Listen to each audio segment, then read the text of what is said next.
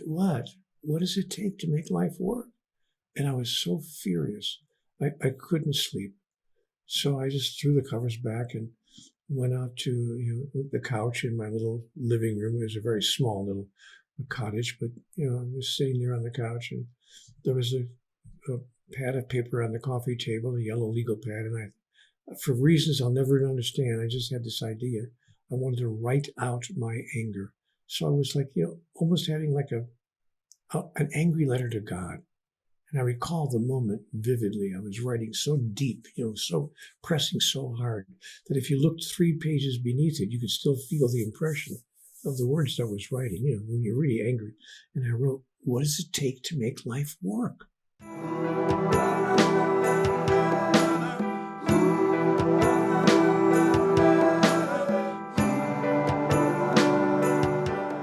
Welcome back to the Soul Collective podcast. It is my deep honor to introduce today's guest. He is a legend and someone who I wanted to connect with since the inception of this podcast. Neale Donald Walsch has written 39 books on spirituality. His Conversations with God series of books has been translated into 37 languages, touching millions of people around the world. It is an absolute pleasure to connect with you today, Neale. Welcome to the Soul Collective podcast. Well, those are very kind words to say, Emily. Thank you for inviting me. It's lovely to be here with you. How may I serve the moment? I want to ask you first, what right now is setting your soul on fire? Looking at you on my computer screen. But short of that, my latest writing, which is a book called The God Solution. And it's really setting me on fire because I feel that it's a concise, very focused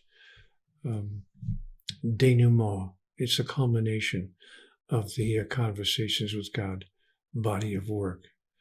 Probably the last book, full-length book I'll ever write. I may write a little pamphlet now and then or an article for a website here and there, but I don't think that there are any more full-length books that I'll produce. It's a very short book. It's a full-length book, but relatively short, a small little book.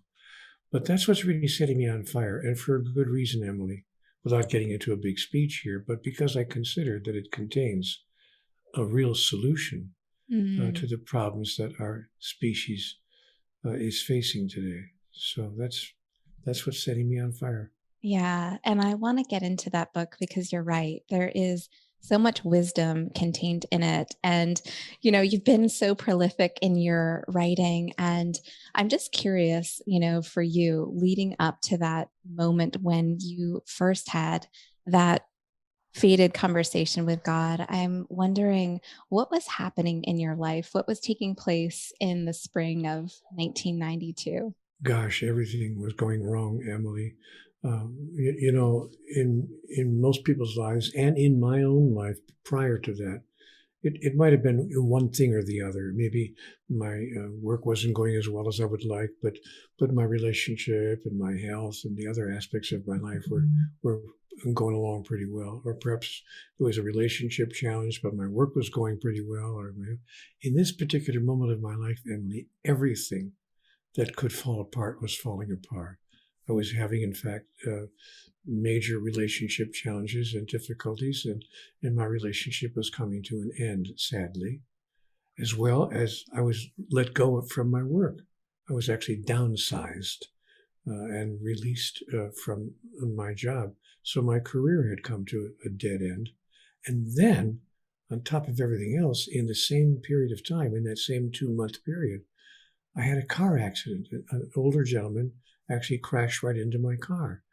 And I've suffered a broken neck in that car accident.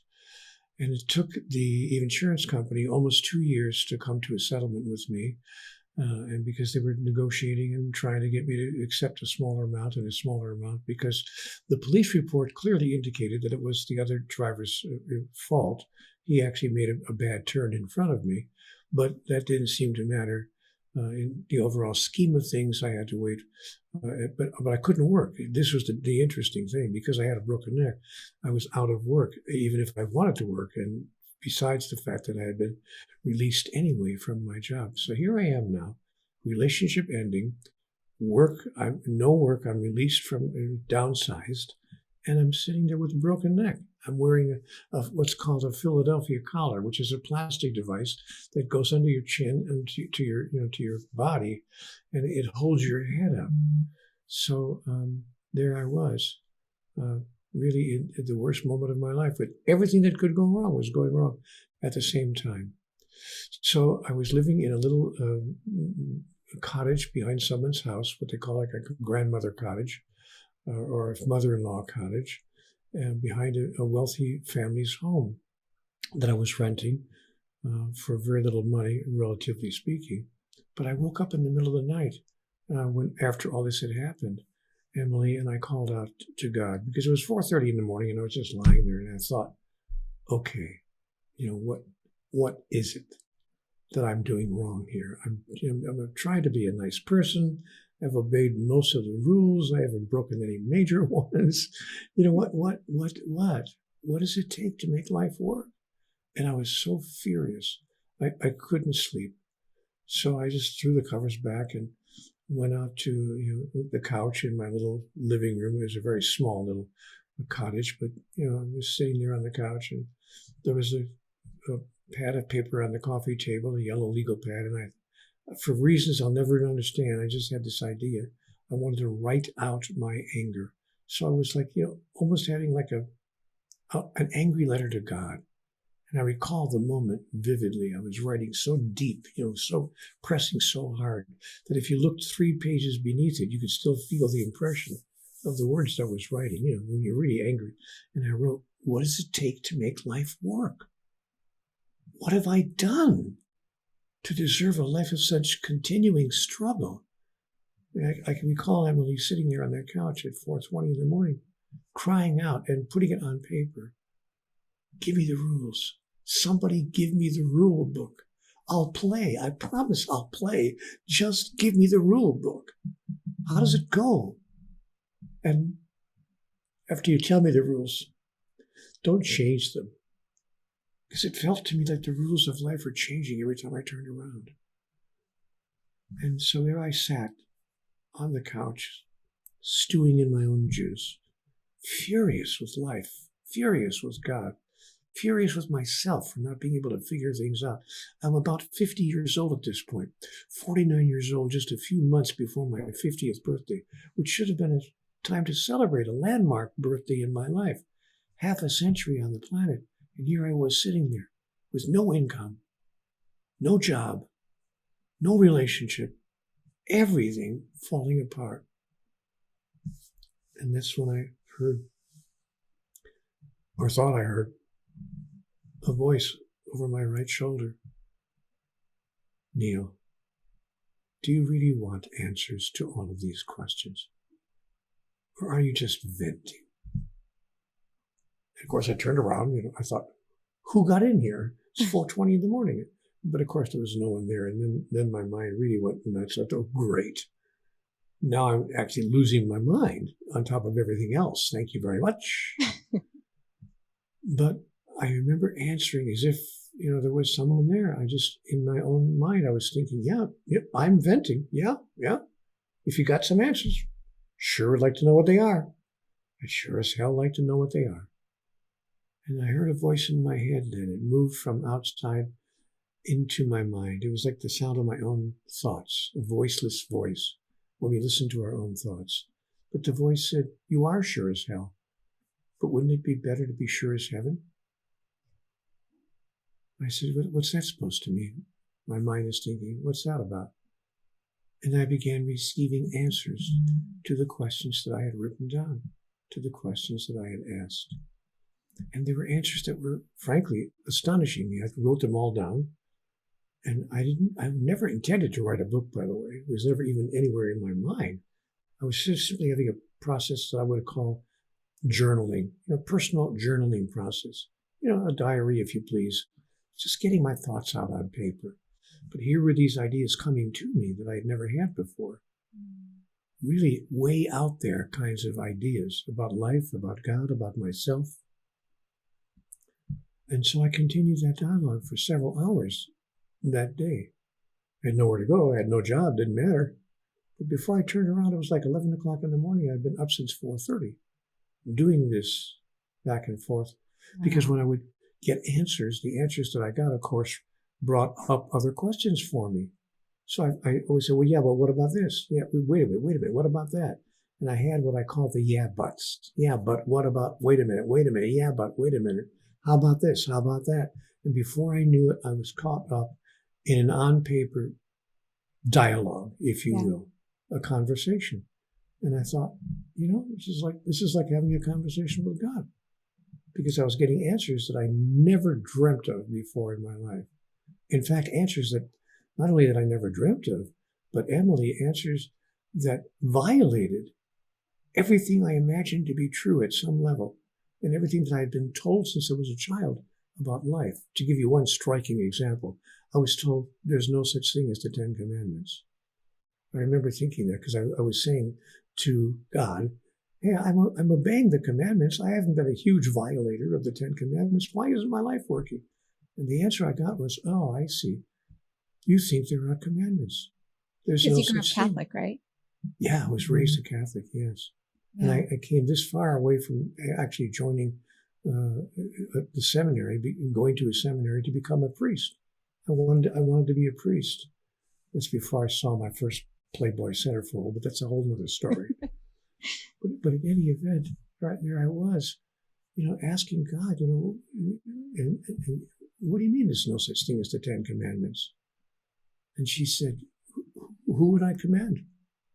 You're all me. We're all one. There's nobody who's separate from me. Well, would the right hand slap the left? Who would I command and who would I punish if that which I'm commanding didn't keep my commandments? So God said to me, I see you have an entirely fictitious notion of who I am and what I demand and what I wanted and what I request and what I require. And that started, Emily, an ongoing conversation. Every morning for months, I would awaken around 4:20 or so in the morning, almost the same time every day. I would just sit up in bed, and I thought, I got to continue this dialogue. So I'd go out into the living room, pick up my yellow legal pad. Pretty soon I had to go to the store with the little money I had and buy more yellow legal pads. And I'd filled up, honestly, 6 or 8 yellow legal pads full of handwritten questions and answers. And again, thinking it was a very personal, private process, just, personal journaling. But then, Emily, in the middle of this experience, I was given this thought, and I watched myself write the words. You will make of this one day a book, and it will be accessed by many people. And I thought at that point, now I got you. Because everything I had been hearing in my mind before that moment was conceptual in nature. It could be, could not be, who would know? Mostly conceptual. Yeah. And, no way to measure whether it was right or wrong, just ideas that I never heard of before. But now here was a statement that I could measure the outcome. I mean, it was a direct, flat statement. Right. You will make of this one day a book. It will be accessed by many people. And I thought, we'll see about that. And I actually decided to send what I had written on my yellow legal pad to a publisher, to several small little publishers, 4 or 5, just to see what would happen, because I thought nobody's gonna publish this conversation I'm having in my mind. I mean, I could just imagine some publisher stepping out to the workroom floor and saying to his editors, hold the presses. We got a guy here who's talking to God. It's not going to happen. Of course it's not going to happen. But in fact, it did. In fact, one of those small publishers found the information fascinating. And they decided to put a book out. And they called it what I called it, Conversations with God. And you know something interesting? It sold like hotcakes. Millions and millions of copies. And how many weeks was it on? Billions of copies. Incredible. And how many weeks was it on the New York Times bestseller list? Gosh, I don't know, 2.5 years or something. Yeah. I lost track, but it was on the New York Times. And for a nonfiction book, fiction books often make the bestseller list, but nonfiction books don't make a bestseller list for multiple weeks. This was on the bestseller list for a couple of years, more than 2 years. Why do you think it was so widely popular? Because I think that the human race is losing patience with itself, and I think that we thought, no, there's got to be something that we don't understand.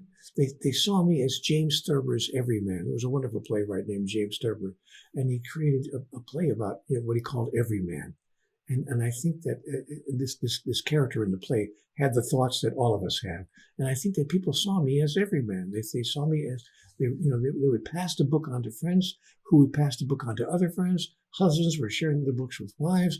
Wives were sharing the books with their family. The book was a huge hand-to-hand pass-onable book. Totally. Because people said, in my mail, they said, you're asking the questions I've always asked all my life. Yeah. The same kinds of questions. So I think people related to it, and that's why it became such an incredible bestseller. Yeah, I'm so curious about that, and it's true because you have experienced such incredible things throughout the course of your life, and I feel like almost like your soul came in to experience a multitude of different experiences, perhaps so you could relate so well, or others could relate to you. I mean, for example, a broken neck, homelessness, the end of relationships. Those are things that people can relate to on some level of the human struggle that we all go through, right? Yeah, homelessness is not something that ever could happen in my life. Forgive me, but I'm sorry, to talk this way, but I have a lot of talent, a lot of ability, a lot of intelligence. I never went to college, but I seem to be getting by with what I learned in high school. And I thought I thought I would never run into a time when I couldn't at least make enough living to support myself. But here I was, and I couldn't work. I was out of work, waiting for a little bit of insurance money, and I had no income. I finally couldn't pay the rent, even on that small little cottage that I was renting, as inexpensive as it was. And I wound up living on the sidewalk, literally living on the street. And then I found a homeless park that I could just with a few other guys hanging out there. And I wound up living in that homeless park for 2 weeks shy of 1 year. A year on the sidewalk with my hand out to people asking, could you just offer anything? Honestly, a few nickels, a quarter, a $50. If I got enough from 6 or 8 people, I could buy a bag of French fries and I could eat today. And I was down to that level of hoping I could gather enough money by begging on the streets so that I could eat that day. And some days I didn't make it. Some days I didn't get enough money to buy a bag of French fries. So it was an interesting way to live and an interesting way to learn about humanity. Try it sometime. Walk the streets. Leave your house on Friday afternoon. Don't come back till Monday. Just do it for a weekend. Forget about doing it for a year. Just doing it for a weekend. Don't wash your hair. Don't wash your hair for about a week and a half. Don't wash your body for about 10 days. Let yourself smell the way bodies smell when they haven't been bathed for a few days. Don't change your clothes for a few days. Then go outside. Then walk the streets for about 4 days, from Friday to Monday, just for one weekend as an experiment. And walk up to people, looking the way you look, smelling the way you smell, and ask them with your hand out, could you maybe offer me just a little, anything, the loose change in your pocket, anything. I haven't eaten since last night. It's now 3 o'clock in the afternoon.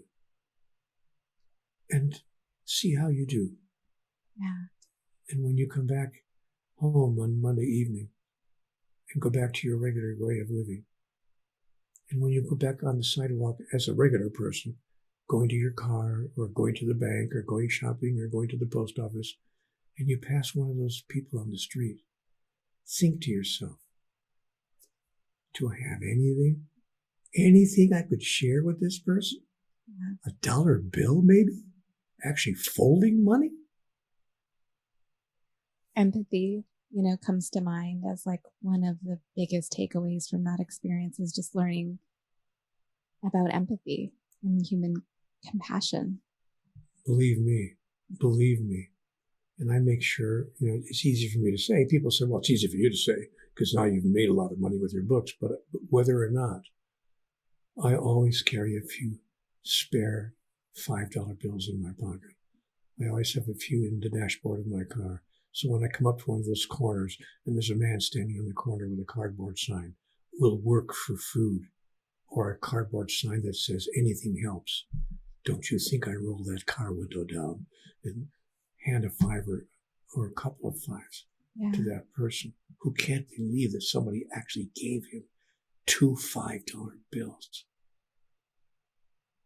Incredible. I mean, that's one of the things that I love about you is that you're willing to have conversations that are challenging and that are important for humanity to talk about. What are some of those conversations like we're having right now, which is really like understanding that we're all souls in this human experience? What are some of the conversations that you believe that we need to be having to advance our species? Well, I think, and I start my latest book with one of those kinds of questions. And the question I wrote at the beginning of my latest book is, what's the point of having a God? I mean, what is the point of even having a God? Not even does God exist, because let's just pretend that God does exist. Who cares? The world's a mess. And it's been a mess for a long time. It isn't just a bad phase we're going through now. We've had a mess of some sort or another on this planet for thousands and thousands of years. There's been violence, a war going on this planet for 92% of human history. Check it out. I'm not making this stuff up. So the question I think we need to ask is, wait a minute. Is it possible, just possible, that there's something I don't fully understand here?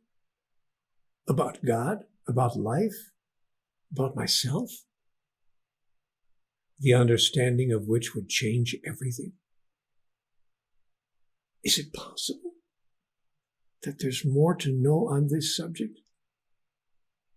And when I ask that question, many people say, not all people, but many people say, "Oh, Neale, relax. It's all there." No, we have the answers. Read the book. It's there in the book. In the good book. I say, "Oh, which good book?" Mm-hmm. Oh, you must be talking about the Upanishads, or the Bhagavad Gita, or the Book of Mormon, or the Talmud. Or they say, you know what book I'm talking about. I'm talking about the Bible. Oh, I see. It's all in the Bible, which turns out to be only one of 376 holy scriptures on the planet right now. So I look at that person and I say, I see. How many religions do you think there are on the planet? Oh, let me help you. The number is 4,327. There are 4,000 known organized religions on the planet as we are speaking, each with their own holy scripture, their own set of teachings, their own set of understandings. Is it possible? Is it possible that we're just a bit confused here? Mm-hmm. Because if there really is a higher power, oh, and by the way, here's what's interesting, talking about statistics. Anthropologists have done surveys over the past 5 or 10 years because we've become deeply interested in this subject.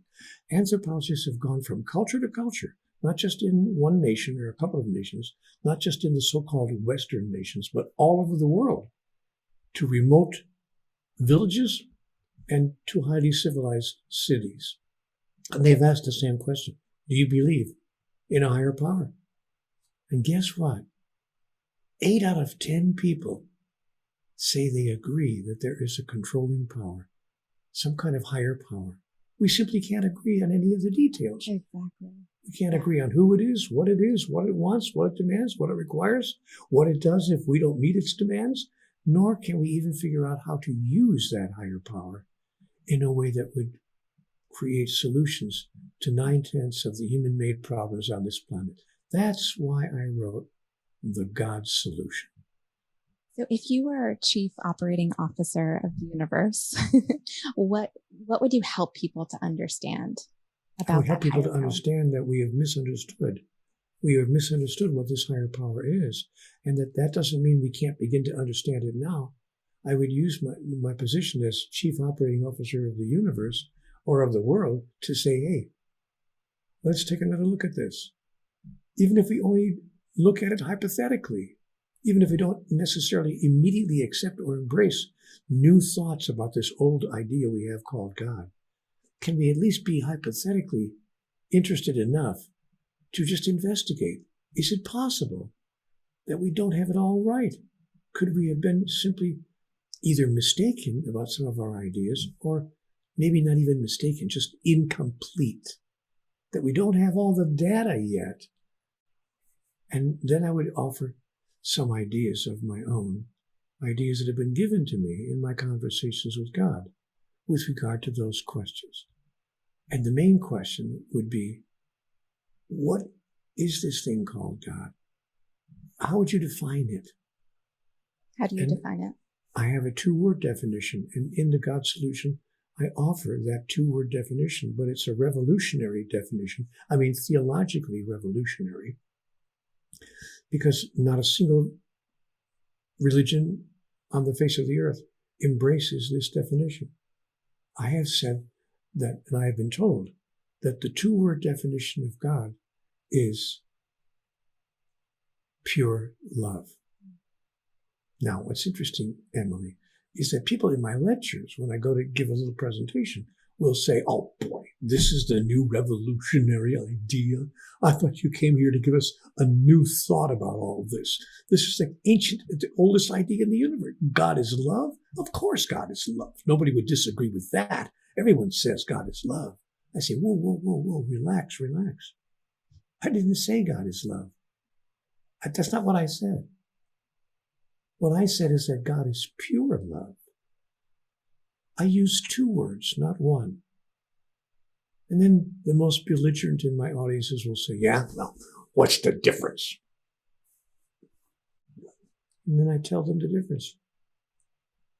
That pure love, as opposed to human love, as opposed to how we use the word love, pure love needs, wants, requires, hopes for, and demands nothing in return. 0. Nothing in return. Because it needs nothing to begin with. Now, the question becomes, can we be daring enough as a civilization to believe in a God who requires and demands nothing in return? Why is that important? Because some people might say, okay, hypothetically, interesting question, but why is that important? It's important because human behaviors are based upon the model we have of our deity. Our current model, that is the teaching of virtually every one of the world's major religions, and most of the minor ones, the current model we have of God is that God is judgmental, condemning, and punishing if we don't meet God's requirements. And the requirements are not easy to meet. I mean, sometimes you simply make a mistake and, what can I say? You belong to the wrong religion, or you were raised in the wrong family that belonged to the wrong religion. And so it doesn't matter how gentle you are as a person, how kind you are, how compassionate you are, how caring you are, how generous you are, how loving you are. It doesn't matter. I'm sorry, but You were just raised in the wrong religion, or you gravitated to the wrong theology. What can I tell you? Them's the rules. So because you belong to the wrong religion, no matter how sweet and gentle and kind and forgiving and compassionate you are, you're going to hell. And you will suffer everlasting damnation and torture in the fires of hell because you didn't belong to the right religion. And there really is, of course, only one right religion. Yes, I know. There are 4,000 religions on the face of the earth, but only one of them is right. And you better guess right. You better guess which one it is. Because if you don't, says God, I will punish you with everlasting damnation. You will be sorry, I promise you. And this is the God we believe in. And because this is how we imagine God to behave with us, this is how we've decided to behave with others.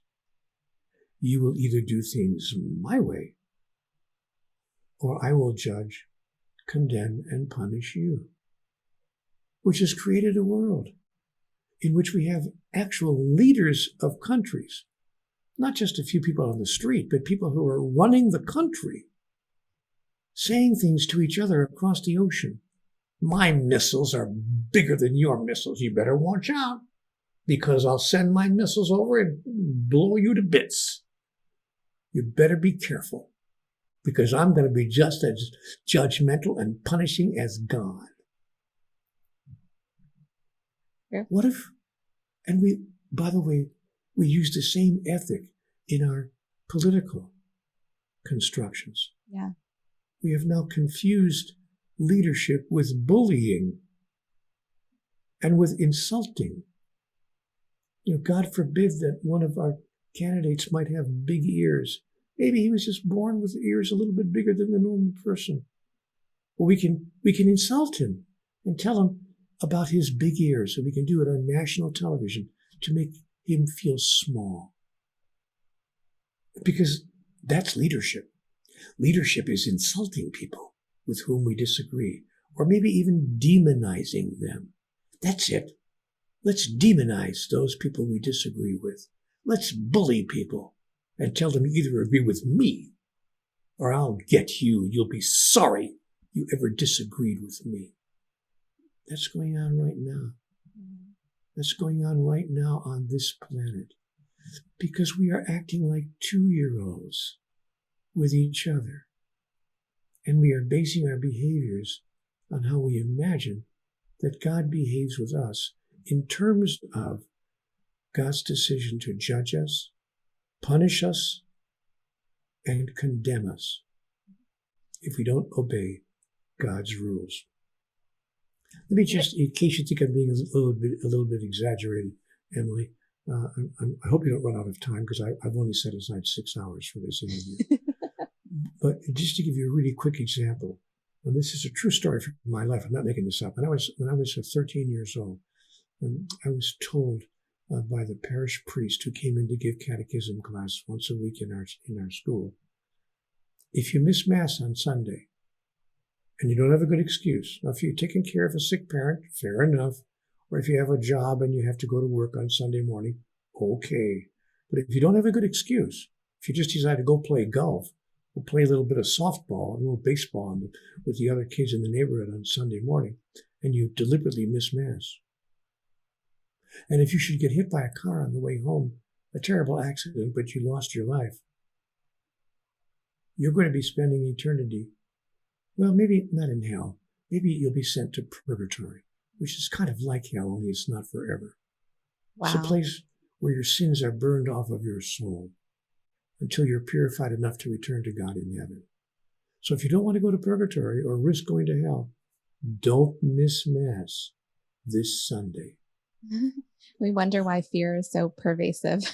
Wow, what a great motivation to fall in love with God. Let's use fear. There's a good idea. Why didn't I think of that? So we've created, and by the way, you think I'm making this part up as well? No, people say it's a virtue to be what? A God-fearing man. You should be a God-fearing person. You can tell what a good person Neale is. He's a God-fearing person. What? How about a God-loving person?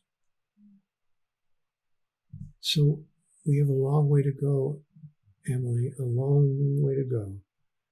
But if we apply the God solution, we can solve the God dilemma. Yeah, I want to ask you about that from your experience. What do you believe the purpose of life to be? And especially if there are no expectations placed on us, what are we all here for? First of all, the question that precedes that is, who are we? I mean, what is my true identity? Before I can tell you what I think we're here for, let's ask ourselves the question that very few people ask themselves in their lifetime. Who am I? I mean, at my basis, who really am I? Am I fundamentally a physical entity? No different from a bird in the sky or a fish in the sea? Maybe more complex, fair enough, perhaps more sophisticated life form. But in the end, I'm a physical entity. I'm born, I live my life, I die, and that's the beginning and the end of it. Or is it possible, just hypothetically possible, that I'm more than that? Is it possible that I'm actually a spiritual entity having a physical experience? Is it possible that this is not who I am, and this is not who I am, that my body and my mind are simply tools, pieces of equipment, if you please, that who I really am uses in order to achieve what it came into the physical world to achieve? Which leads to your second question. What are we here for? I have come to understand, based on my conversations with God, that we are here to complete the soul's agenda. And the soul's agenda is, in a single word, evolution. Or to make it a bit more sophisticated, to announce and declare, to express and fulfill, to become and to experience our true identity. And what is our true identity? Now it gets really esoteric and powerful. What if it turns out that we are actually, each of us, every sentient being in the cosmos? What if it turns out that we are, each of us, a singularization of the singularity, an individuation of God, an individual expression of the divine? Wouldn't it be interesting if that's who we actually were? And if life is about bringing us the experience of that, because in the physical realm, we have a contextual field that includes the opposite of all that we are. That's not true in the metaphysical realm. I mean, in heaven, there's nothing but love, here and now, always. There's not even time. But on this planet, there are things like up and down, left and right, here and there, before and after, big and small, fast and slow, black and white, good and evil, male and female, created he, them. All of these contrasting elements that allow us to experience who we are, because in the absence of these contrasting elements, we can't experience who we really are. We can know who we are conceptually, but we can't know who we are experientially. To use a simple example, let's just say I am the light. I conceive of myself, I am the light. What if I want to know myself as the light? Not just think that I might be, but experience it. Well, God said to me in conversations with God, well, if you want to experience yourself as the light, you're going to have to create the darkness. Yeah. Because without the darkness, you can't be the light. But here's what you have missed. If you create the darkness, which is, by the way, what we've been doing on this planet for the past several 100,000 years, thank you very much. But if after you create the darkness, out of your own free will, you then condemn what you've created, then you will simply misuse the gift that life has given you an opportunity to use. That's why every great spiritual teacher, not just one, but virtually all the spiritual teachers have said, each in their own way, Judge not, and neither condemn. And raise not your fist to heaven, and curse the darkness not, but be a light unto the darkness, that you might know who you really are. And that all those whose lives you touch might know who they really are as well. Ah, that's what we're doing here. But you know what, my dear Emily? It's going to take an enormous shift in our behavior pattern. We're going to have to do things that we have not figured out how to do, because we think we're acting like God when we judge, condemn, and punish our enemies, even though we've been told, love your enemies, and pray for those who persecute you, and do good to those who would do you harm. We've been told this. Interesting, because, you bring up the topic of evolution, and it just seems like oftentimes suffering can be such a catalyst to help us evolve. And I know it doesn't have to be that way, but what are some ways that you think that we can, continue the soul's mission to evolve and express our highest form without that suffering? Suffering and pain are not the same thing. If you had asked me, how can we do it without pain? I probably would have said, I don't think there is a way to do it without pain. Emotional pain or physical pain or both. But can we do it without suffering? Oh yeah, sure. Because pain and suffering are not the same thing. And how do we eliminate suffering from the experience of pain? Suffering is a decision you make in your mind that says, what's going on, this pain should not be happening. But if we can agree that it's okay for this pain to be occurring, then we no longer suffer from the pain. We experience the pain, but we don't call it bad. It might even be bad pain, but it's not a bad thing that it's happening. Now, to understand this completely, all you have to do is be in the room when a woman is giving birth. And I've been blessed to do that. I have 9 children, and I've been blessed to be in the room at the birth of every one of them. And when you watch, it's an experience only a woman can have, of course, but when you watch a woman give birth, you see a human being in pain. And it might even be bad pain, but it's not unwelcome pain, in the sense that that angel lying there understands, I am bringing into this world new life. Beautiful. And I will experience whatever pain it takes. Nothing will stop me from having this child. So pain and suffering are not the same thing. And what could cause us, therefore, not to suffer from the painful experiences of life, emotional or physical, and I've had both in my life, and we all have had both in all of our lives, is embracing and accepting the invitation we've been given in Conversations with God, Book 1. To put it in 3 words, see the perfection. See the perfection. Ah, I see that this is perfect in the sense that it arising in my life is giving me the opportunity to announce and declare, express and fulfill, become and demonstrate who I really am. And when we see that, suddenly the suffering evaporates. You know, I've had an interesting experience in my life, Emily. I've talked to many, many people. I've been giving lectures now for 25 years all across the country, all across the world, actually, all over the planet. And I ask my audiences an interesting question. How many of you have experienced what you thought when you were experiencing it was one of the worst things that could ever happen to you?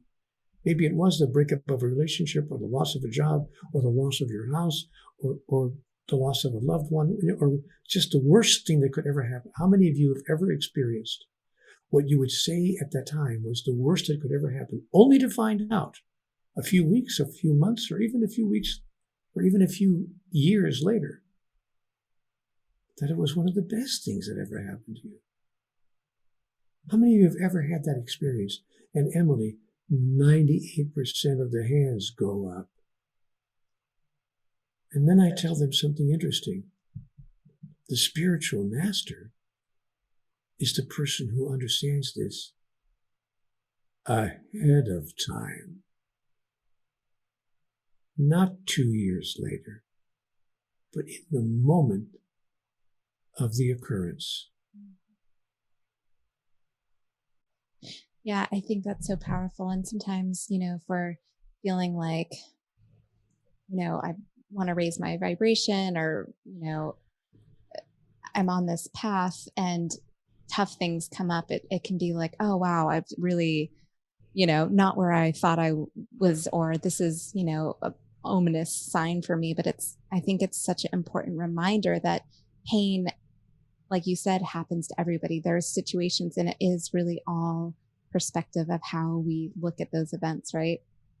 And that doesn't mean we don't have to try to change them. See, sometimes people misunderstand me. They say, oh, I'm supposed to just sit back and accept everything that's happening to me with a big smile on my face. That's not what I'm saying.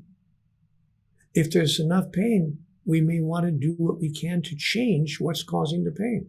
So seeing the perfection does not mean failing to attempt to create a change where you think that a change would be appropriate. It simply means not doing so from a place of negative energy. That's what it means. Seeing the perfection means you don't do what you do out of anger or upset. You do what you do out of love. They asked Mother Teresa a few years ago. I remember there was a marvelous story in the news about 4 or 5 years ago. Somebody asked Mother Teresa if she'd be willing to join a protest movement to protest war. Could she march with them in their protest march against war? She said no. And they said, but Mother Teresa, I thought you were against war. Surely you're against war. Surely you'll join a war protest. And Mother Teresa said, you don't understand. I'm not against anything. It's not what I'm against. It's what I'm for. I'm for peace. If you want me to join a demonstration for peace, I'll be there. But if you want me to join a demonstration against war, because I don't announce that I'm against anything. I only announce what I'm for, what I'm in favor of. Conversations with God put it in its own way. In Conversations with God, it said, what you resist persists. Yet what you look at with love disappears. That is, it ceases to have its illusory form, and we can finally put changes into place from a space of love. And those are the changes that last forever. What drives you? I'm just so curious. I mean, you've impacted. I have a Honda. I have a blue Honda. It's a little sport vehicle, kind of a utility van. Oh, that's what drives me. I'm sorry. I misunderstood the question.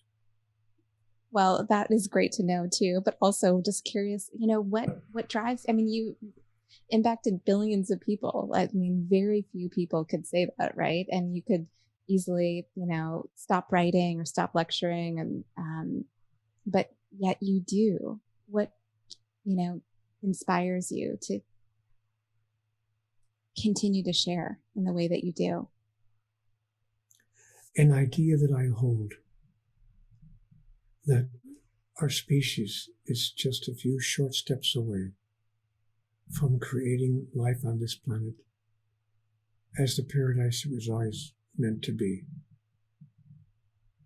So I am driven by a desire to do whatever I can to assist our species in generating that outcome. I love Helen Keller on this topic. Helen Keller said, I'm only one person. There may not be all that I can do, but there's something that I can do. And I refuse to do nothing. So do what you can do. So I was very inspired by that idea from Helen Keller when I was a young man. And I thought, and now what drives me is the good feeling I get when I do what I can do. It feels wonderful to know that I didn't just sit by and watch the passing parade, watch humanity march itself right into the box canyon with no way to get back out. No, as I say to my friends in my audiences when I give a talk someplace, don't stand in the sidelines and watch the passing parade. And people will say, yeah, join the parade. I say, no, don't join the parade. Be in front of the parade. Lead the parade. Be a spiritual leader. Oh, but you have to understand what spiritual leaders do.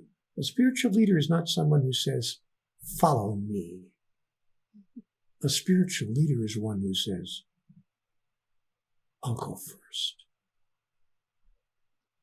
I'll go first. That's what drives me. The joy I get from being able to say, I'll go first.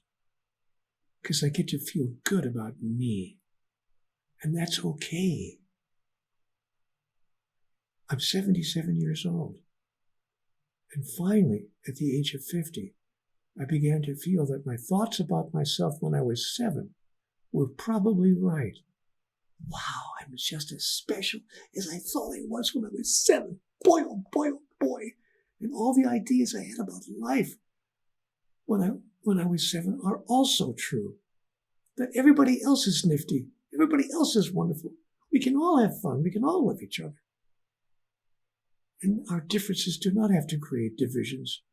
Our contrasts do not have to create conflicts. Our variance does not have to create violence. We are all one. There's only one of us. As many different flowers as there are in the garden, there's only one garden.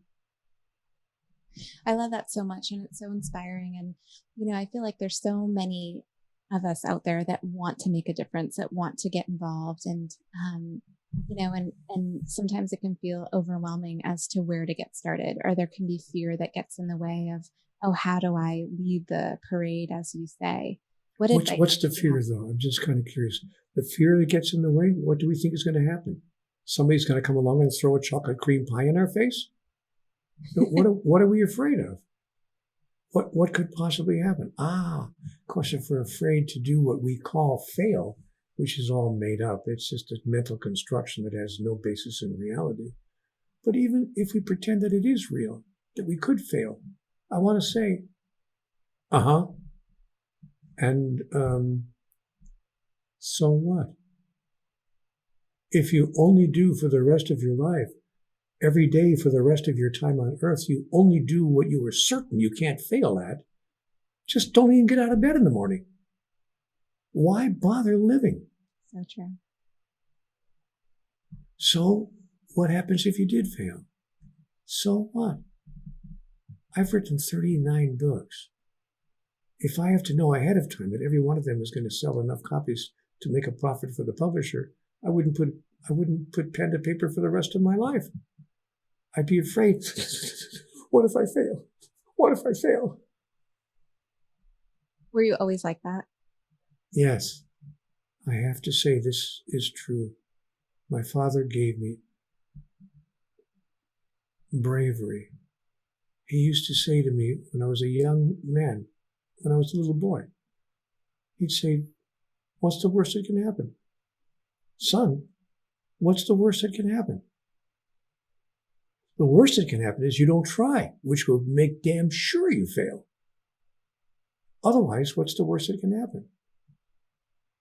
And he would say to me, don't let me ever hear that you didn't try.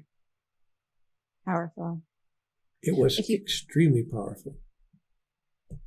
If you had to start again, is there anything that you would do different in your life? Yeah. I would stop being so selfish. Emily, from the time I was 18, 17, 16, to the time I was 46, 47, I was self-centered and selfish. I was concerned with how I was feeling and what I needed to do or be or have in order to experience happiness. And I was extremely emotionally selfish. The result of which is I went through 6 marriages. I didn't say 6 relationships. I said 6 marriages, as in ring on their finger and then divorce court. 6 times. Until I finally thought, because, it was, you have to understand, Emily, it was all their fault. It was always the person across the pillow, the person across the room, because I'd never anything I was doing wrong. But finally, when the 6th marriage fell apart, I was able to look at myself in the mirror, thank gosh, and look at myself in the mirror and say, okay, do you suppose you might be having a part to play in some of this? Neale, wake up.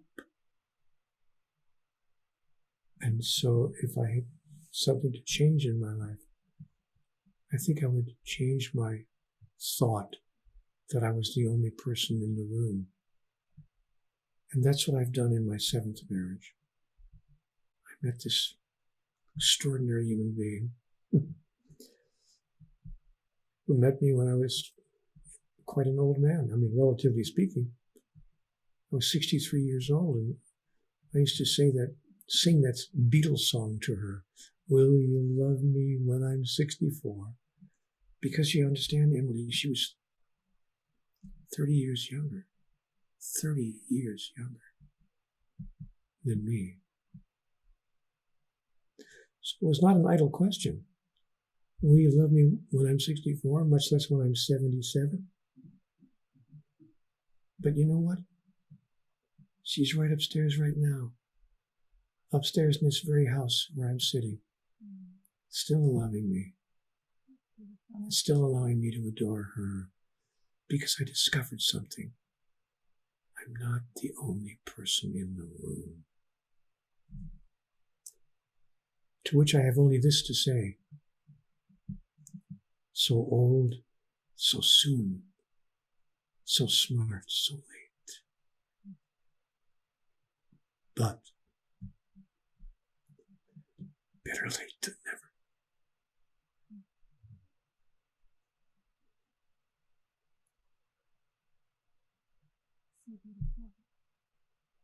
Thank you for sharing that. Yeah, it's not a question that many people ask me. So, good job. You're a good interviewer who dare to ask a question like that. Yeah. I want to ask you, what final words of advice do you have for listeners that can relate to so much of what you shared today? Well, yeah, the answer to that question comes right out of conversations with God and tags onto what we have just this minute been discussing. I asked God, what does it take to make life work? Okay, what am I missing here? And she said to me, I can remember hearing that sound of that voiceless voice in my mind. It was kind of chuckling at that point. It's not a derisive chuckle, like insulting. The kind of chuckle that you would maybe experience if a 3-year-old person said, how many stars are in the sky? And you just might chuckle at the purity of the innocence of the question. Such a sweet, sweet mind to ask the question. So I heard her chuckle. And she said, Neale, it's really very simple. You think your life is about you. And your life has nothing to do with you. It's about everyone whose life you touch and the way in which you touch it. But when you discover that secret, by the great miracle of life itself, you will discover that life, in the largest sense, is about you. Because it brings you without effort. Everything you thought you had to yearn and seek and strive and search for prior to now. So always remember that. Your life is not about you. It's about everyone whose life you touch and the way in which you touch it. Because guess what, Neale? There's only one of us. I know you think that you are not that other person, and you're not that person, and you're not even me. But Neale, listen to me carefully. There's only one of us. So what you do for another, you do for yourself. And what you fail to do for another, you fail to do for yourself. But when you understand this and begin to act on that understanding, you will have created the miracle for which you've been searching and the answer that you've been seeking all of your life. You'll have to forgive me. I cry at my own stuff. Incredible. Such powerful words to live by. Thank you. Thank you. Thank God. I don't, they're not even mine. I'm not going to sit here and try to pretend for 10 seconds that those are words that came from me. But did I have a conversation with God? Yes, I did. And we are so blessed by your sharing. So thank you for being here and for all the work.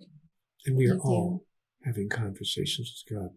My final words, so no one thinks that I imagine myself to be something different from everyone else. God is talking to all of us all the time. We're simply calling it something else. Women's intuition, a stroke of genius, an epiphany, a sudden brilliant idea. But God is talking to all of us all the time. Thank you for that powerful reminder. Neale, where can people go? I think NealeDonaldWalsch.com, is that the best place for people to? If people want to stay connected, I've found an easier way for them to do it because they think of me as the Conversations with God person. So we've created CWG, which of course means Conversations with God. We've created CWGConnect.com. If people go to CWGConnect.com, they can stay connected with me. There's a column there called Ask Neale. I'm on that platform 3 times a day. There's a slew of other resources there as well, videos, audios, or written material that people can access if they want to stay connected with the energy that they're experiencing right now. CWGConnect.com. And thank you for the kindness of asking. Thank you so much.